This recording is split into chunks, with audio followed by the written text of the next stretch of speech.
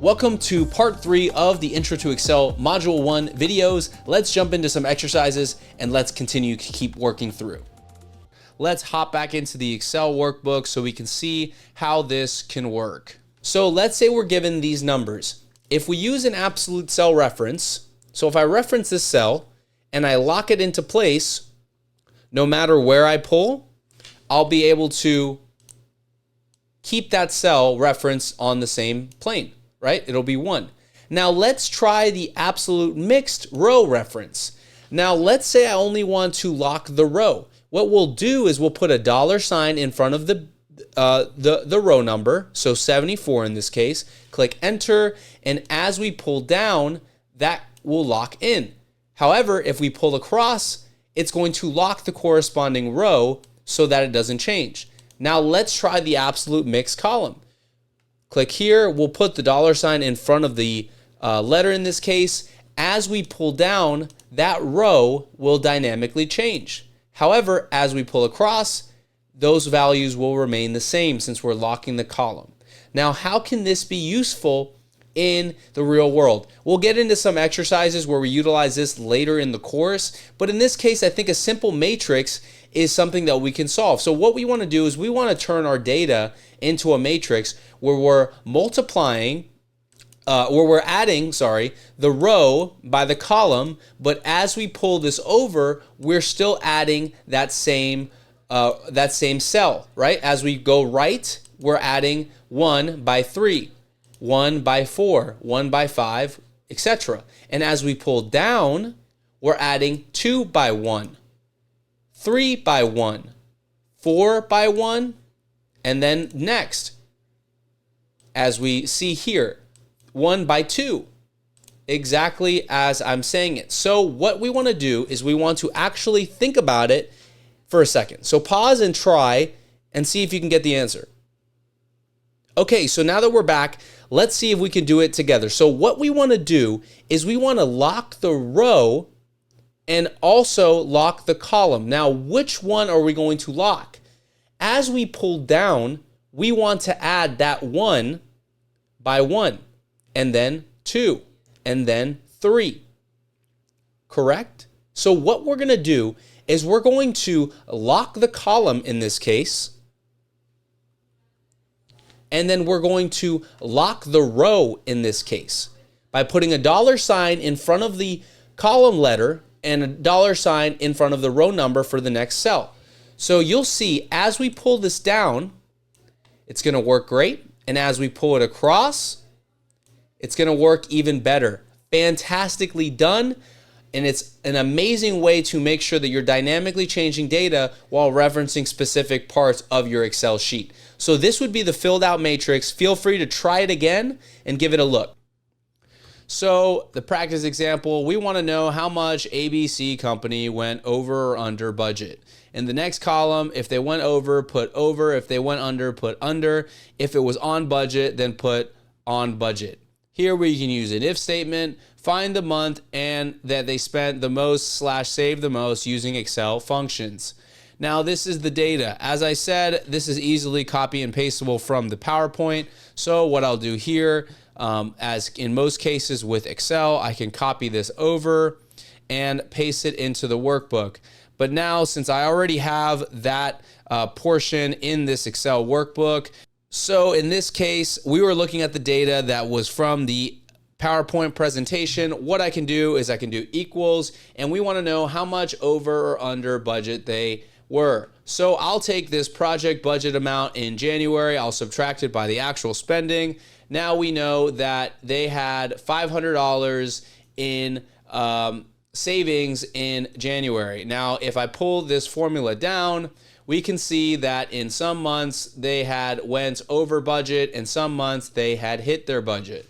Okay, so in this column, I'm going to do a nested if statement, and all that means is that there's going to be an if statement within the if statement. So to start, I'll say if this value is equal to 0, that means that they were on budget. That's just saying that they didn't go over or under. Now, instead of putting a value in the false portion, I'm going to write another if statement and say if this is greater than 0, then they were under budget, which means that they had actually saved some money on their spending. Now, in this column, I'm going to say, in this portion, I'm going to say they were over budget. And all this is saying is that if E4 is greater than 0, which means that they saved money on their spending, then they were on budget. Now, if this value is not greater than 0, then they were over budget. Very simplified here. We're going to click enter. We'll click enter again, and we'll pull this down. It will work perfectly in this case. As we can see, they were over, but they were under budget in the first month. In this month, they had actually spent more money than they had project budgeted. And in the case where they were on budget, where they were both the same, this says on budget. Now, let's do a quick exercise to see the totals for each. So what we'll do is we'll sum both columns and see in totality if they were over or under budget. I can just copy this over.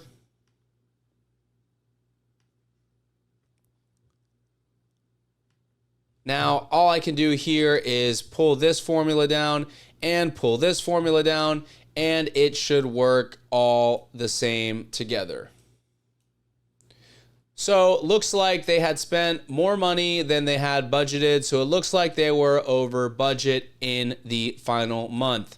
Now, if we are working as an analyst, maybe we can put this in red, or let's put it in a light orange so that they know this is the totals. Okay, so let's do this quick extra exercise. Let's find out the month they spent the most. So what we can do is we can actually do a min function here, because we know that the over budget months, we formatted this as a negative. So we'll close this. So the month that they spent the most was the month that they had spent 4,000 over budget. So we want to know how much they saved in the month that they saved the most. We'll do a max function here, and we'll take these values. So we know that the month that they were under budget by 2,000 was the month that they saved the most. Now, this is a trick question, as there were multiple months where they had saved the most. So it's all the same in this case for March, also in July, and also in October. So we're back in the Excel sheet, and we have this commission rate up here, and we have the sales and the commissions. Now I'm going to clear this out, and we'll get into foreshadowing some of the topics that we're going to go over in a couple more minutes. But what we're going to do is we're going to do the sales commission for each rep. So we're going to do sales times that commission rate, multiply it out, and let's pull it down. Oh wait, it did not work. Why didn't it work?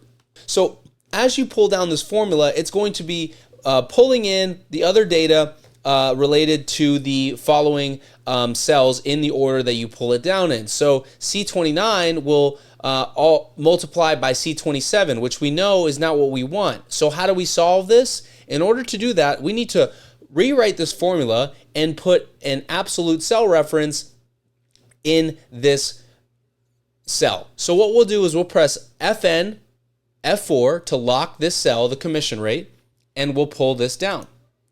So as we pull this down, now the cell is referencing the correct cell.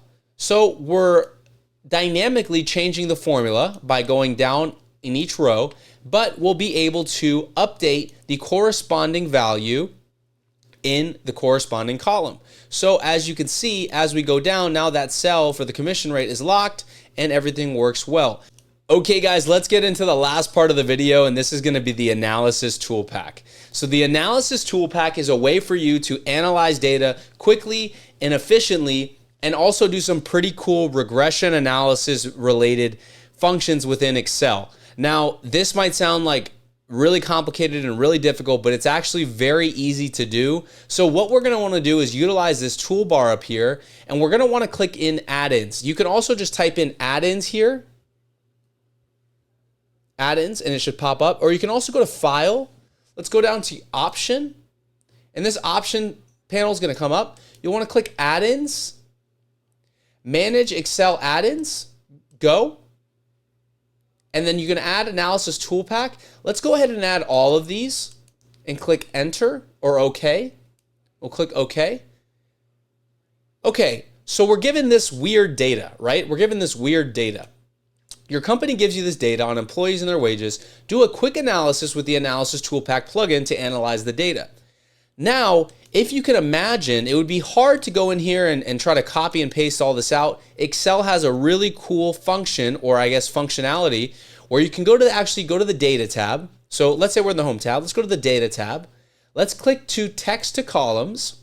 We'll go Next. And the delimiter is going to be what separates each value. In this case, it's a comma. And we can look at the preview down here. We see how it looks good. But if it happened to be something else, we can just type that into this box here and click this tick box. Let's click Next. Let's click Finish. There we go. Cool. The data's nice and ready. Let's change some of this formatting though, so it kind of relates to the data we're talking about. We'll change this to money here. And we'll make sure that this number this column is a number, right? Let's remove some of these decimal points, and everything seems pretty good here. We'll change this to a number too, just to ensure that everything is good. Now, very easy, very simple Analysis Toolpack. You're going to grab all the data. You're going to go to Data, go to Data Analysis. You're going to go to Descriptive Statistics. Click OK. For input range, let's select the range of data that we want to do an analysis on. This will be check mark by default, but let's check this anyway. Click OK. And now we get the summary statistics for our salary here. Let's change this to salary. So we got the mean, the standard error, the median, the mode, the standard deviation, and some other stuff like the range, the minimum, the maximum. And it's really cool. So you can do a lot within Analysis Toolpack, which we'll get into later in this course with doing some regression analysis. But I just wanted to show you guys that example in this case. So feel free to kind of go through this set of data, do your own analysis, maybe do on the years of experience in this case, and let me know what you guys get in the following example. Try it out for yourself, and I hope you guys enjoy this part of the video.